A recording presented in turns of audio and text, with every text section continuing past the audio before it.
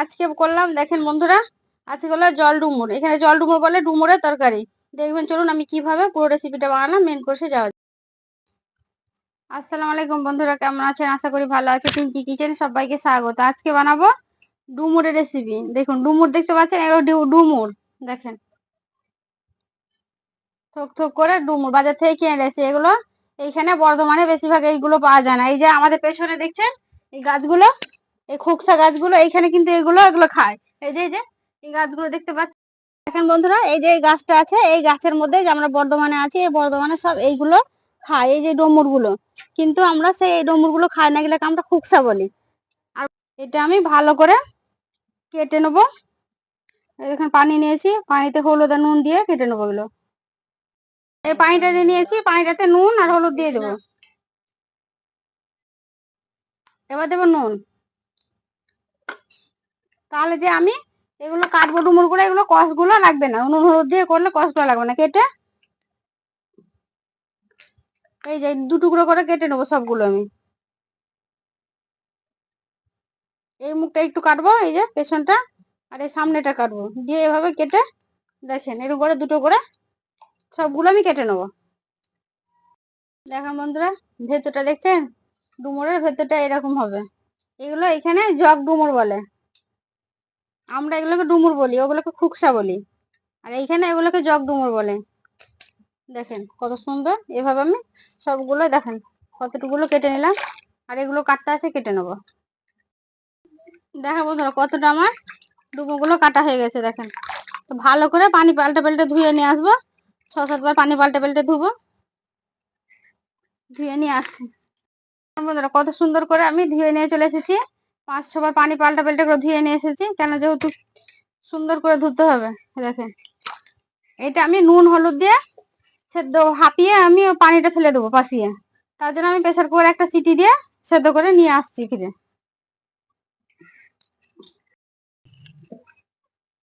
প্রেসারে আমি সিটি দিয়ে নিয়ে চলে এসেছি, দুটো সিটি দিয়েছি। বাষ্পটা ততক্ষণ বেরিয়ে যাক, বেরোতে থাক, আমি একটু আদা রসুন ছিঁড়ে নেবো।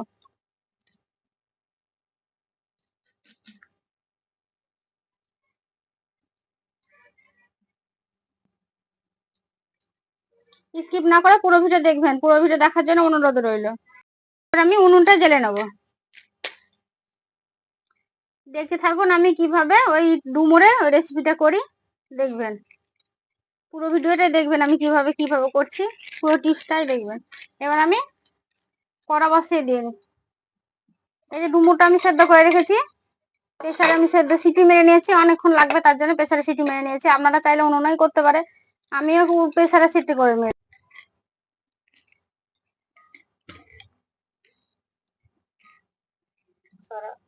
সেদ্ধ করতে হবে। একটু পানি দিয়ে ধুয়ে নেবো, যদি কষ ভাব থাকে তাহলে কষ ভাবটা কেটে যাবে, তার জন্য একটু পানি দিয়ে ধুয়ে নেবো।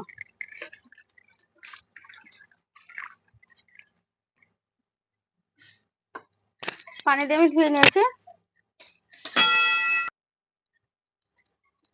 কড়াটা আমার গরম হয়ে গেছে, এবার দেবো সর্ষের তেল। ঠিক করে পরিমাণে লাগবে, দেখেন আমি কতটা পরিমাণে দিচ্ছি, সে অনুযায়ী একটু বেশি লাগবে, তার জন্য ভাজা ভাজা হবে তো ওই জন্য বেশি লাগবে। পেঁয়াজটা চপারে আমি চপ করে নিয়েছি, আপনারা চাইলে হাতেও করতে পারেন। আমি চপারে চপ করে নিয়েছি, পেঁয়াজটা দিয়ে দেবো।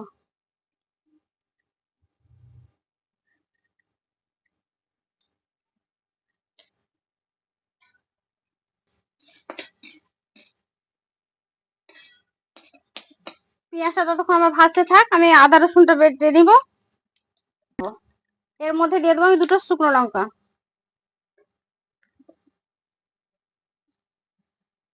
3টে দিলাম শুকনো লঙ্কা।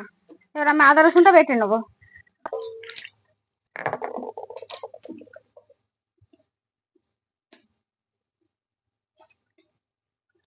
দেখেন বন্ধুরা, আমি যতটা আদা রসুন নিয়েছি সেই রকম করে নেবেন, বেশি লাগবে না, খুব কমও না। দেখুন মিডিয়াম লাগবে আদা রসুনটা। আমি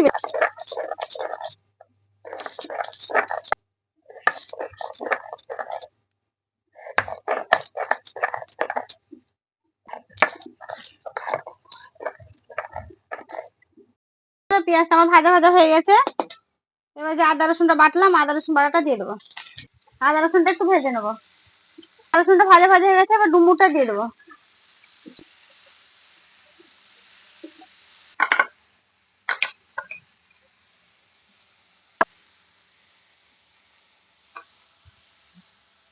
একটু ঝাল ঝাল হবে, তার জন্য লঙ্কা গুঁড়োটা বেশি দিলাম। দেবো ভাজা জিরে গুঁড়ো, দেবো ভাজা ধনে গুঁড়ো, দেবো হলুদ গুঁড়ো। হলুদ গুঁড়ো আগে দেওয়া আছে, তার জন্য পরিমাণে একটু হলুদ গুঁড়োটা কম দিলাম। নুনটা আমার আগে দেওয়া ছিল, ওই জন্য পরিমাণ বুঝে আমি নুনটা দিলাম।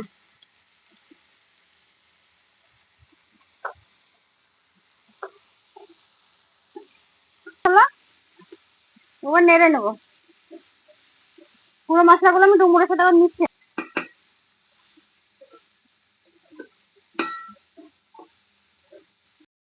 5 মিনিট হয়ে গেছে, ঢাকাটা উঠে একবার দেখে নেবো।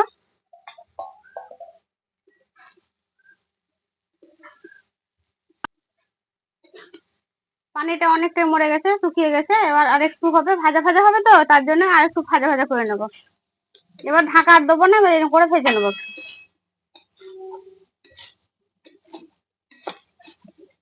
ঢাকা দেবো না, এভাবে একটু লাল করে ভেজে নেবো।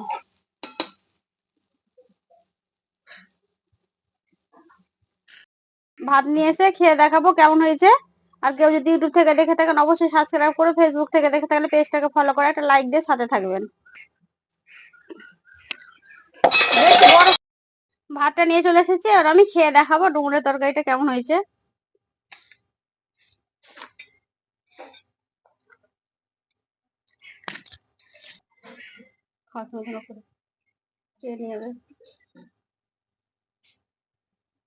দেখেন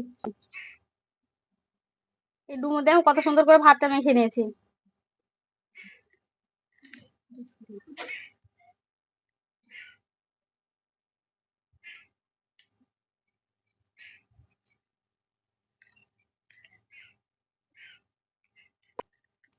এরকম যদি ডুমুরের রেসিপি থাকে তাহলে আর কিছু লাগবে না।